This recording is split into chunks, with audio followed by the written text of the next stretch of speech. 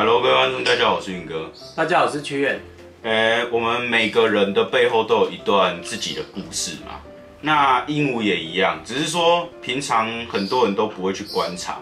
那有观察，你会看到一些比较特别的故事或案例。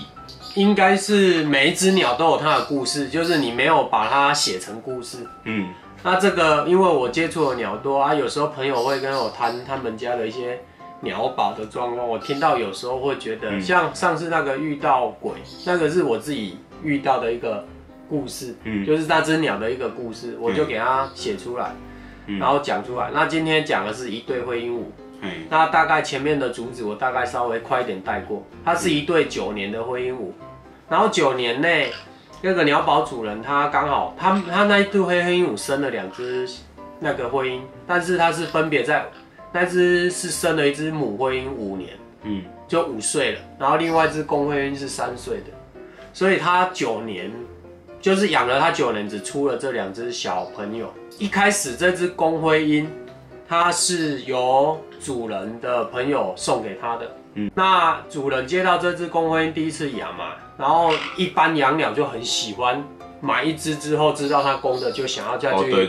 就想要再找一只母的，真的很多都这样。结果这个主人就带这一只公灰鹰，带到他们附近的鸟店，要找眼缘的灰鹦鹉母的，对，就是那种看起来顺眼，就是让那一只鸟去挑。你去相亲，进去那个鸟店说，鸟店老板说，哎，刚好有灰鹦鹉的，然后这只很特别，那个一直跟他讲这只母鸟很特别，然后那个我朋友就说啊怎么特别？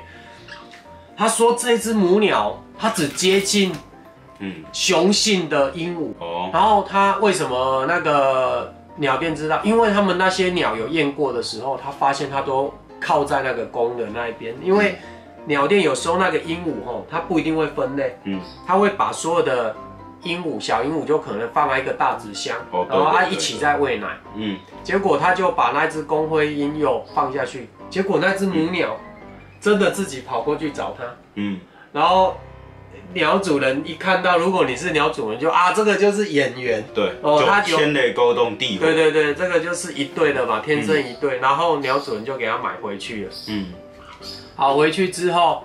它一开始就是幼鸟的成长阶段，这一段我觉得还好，我就不带了它。我们直接跳到它大概1、2岁的时候，那时候比较大的主人会给他们洗澡。洗澡的时候，鸟主人也会一起下去洗哦。一般是不会。我可以看吗？没有。主人是男的还是女的？主人是男的。哦，那不要了。对，那个是一个阿伯啊。哦，那不要了。为什么？先不要。你要把它当阿公看啊。我也不会看我阿公洗，你们有人会去看自己阿公洗澡了吗？他们2只会一起洗澡。一开始那个朋友阿北啊，他就比较不会带鸟出去跟人家鸟聚，结果他无意的就带到公园去参加鸟聚。他发现一个问题，那个公园不是都会放那个笼子或站架，把鸟宝都摆在上面啊，晒太阳那边玩吗？他那一只母灰鹰呢？直接跑去找那个其他的公鸟，雄性的鹦鹉，不管你是折中还是灰鹰、巴丹，它靠过去的鸟，有的会怕，它会想要啄它，然后有的就不会。他看到的时候，那一只他家里那一只公灰鹰就啼笑，那边鬼叫啦，狂叫，然后主人看到之后，这种常态性的带鸟聚，可能他1个礼拜可能都会去1天，或者是1个月去2天。结果回来多惨呢！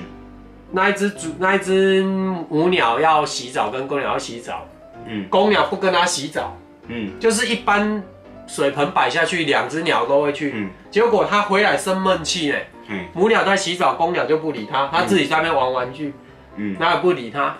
那我有问那个阿北啊朋友说，那平常它这2只鸟的互动怎么样？他说那只公鸟对那个母鸟超体贴的，它会咬那个比较好的食物给那只母鸟吃。就是那只公鸟是一个暖男，然后对它那只母鸟是真的，它真的很喜欢它。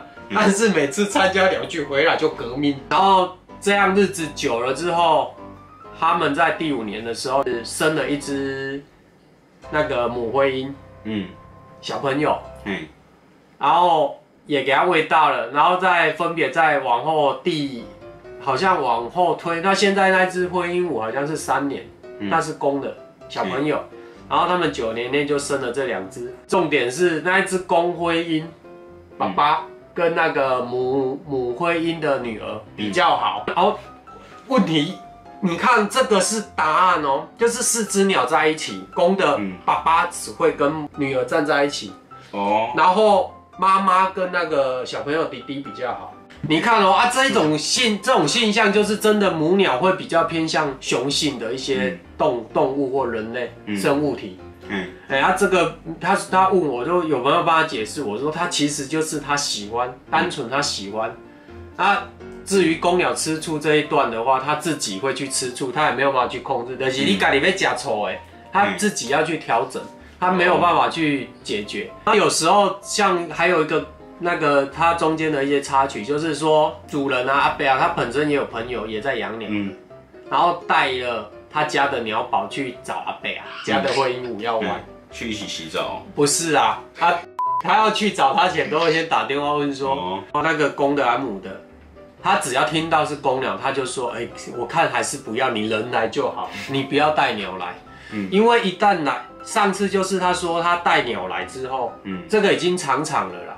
那一只母鸟跑去找人家鸟友的公鸟玩，回来2只在那边打架，然后公灰鹰不给母鸟进笼子，直接给它隔挡在外面。你不要讲，它进来要咬它，它就会不爽。这真的很像人的那种反应，就是说你过度的去接触了一些雄性的鹦鹉，然后公灰鹰一直在吃醋，它在不爽，它就整个给它隔挡在外面。所以你看哦。